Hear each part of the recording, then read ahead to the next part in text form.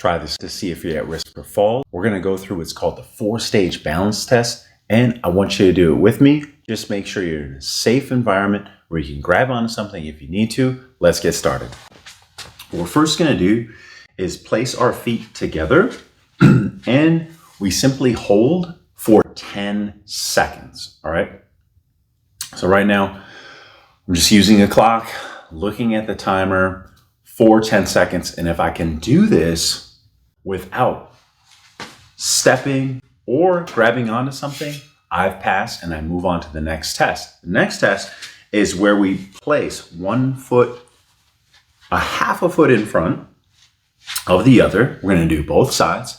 And again, we hold for 10 seconds. Again, the goal is where we do not move our feet or have to grab onto something. That's how we progress to the next step. So I'm going to go with this side with the left foot forward. Now we're going to go with the right foot forward.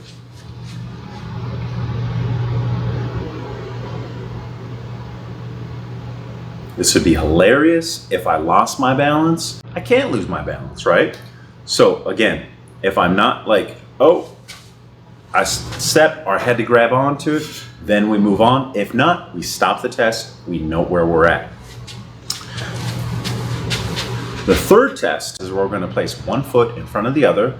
In this case, we're going to do our left foot in front of our right foot, and we hold that for 10 seconds.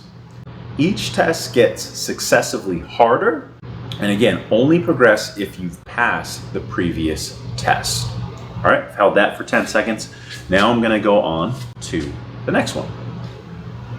We're placing the right foot in front of the other. Again, we cannot move the feet. We cannot grab onto anything. It's okay if you have a little wobble, that's fine. But otherwise, we can't go if we lose our balance. Now the last test is balancing on each leg for 10 seconds. So I'm gonna go with my first leg. And what you might notice is that one side is actually better than the other side. So for instance, maybe you had one foot like this on our second test, where maybe you passed on the left side, but you did not pass on the right side. So I'm holding now, just standing on my right leg, and we're holding that for 10 seconds. Again, it's okay to wobble a little bit. What we cannot do is go down with this other leg or shift like this.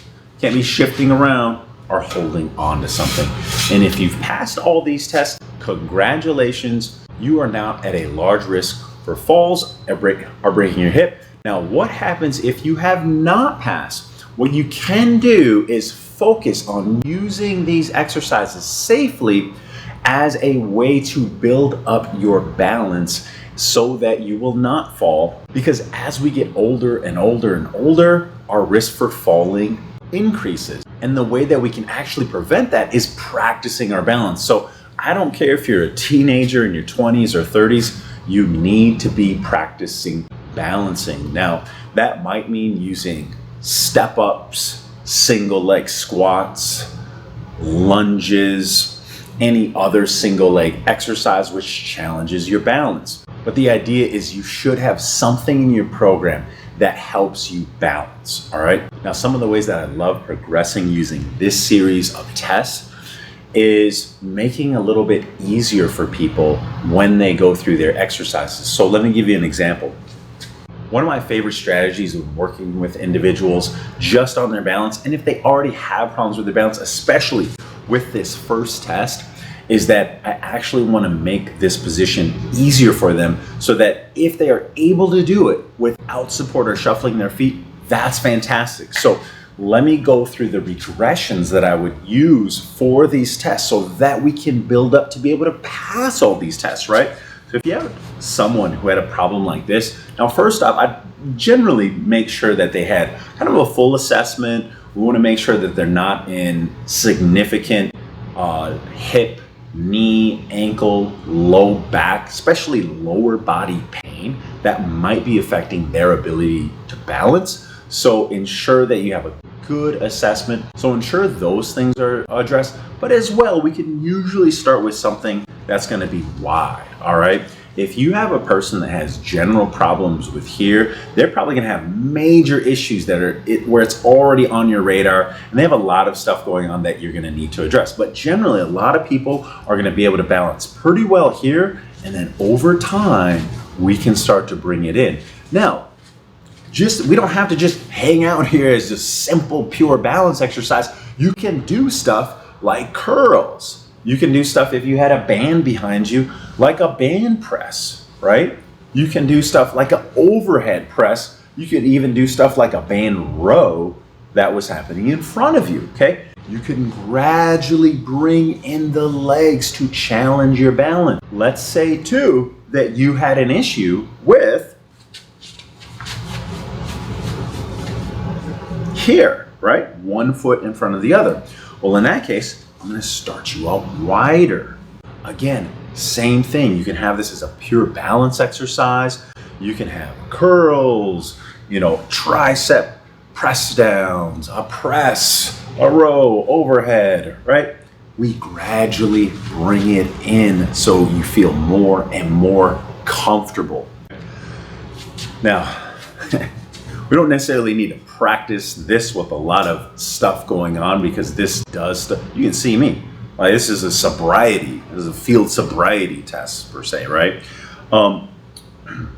But what you can do is have a staggered stance. Start out fairly wide and then start to bring it in. You can even go, I personally like a half kneeling positions to get in some pressing, maybe some pulling, overhead pressing, right? And then the last one, single leg stuff, does actually work really well to be able to do curls and some different exercises that don't require a ton of resistance and would naturally, if you're doing heavy rows, like good luck doing that. But the point is you can integrate a lot of these positions into your exercises, which are both going to improve your total body strength and your balance at the same time.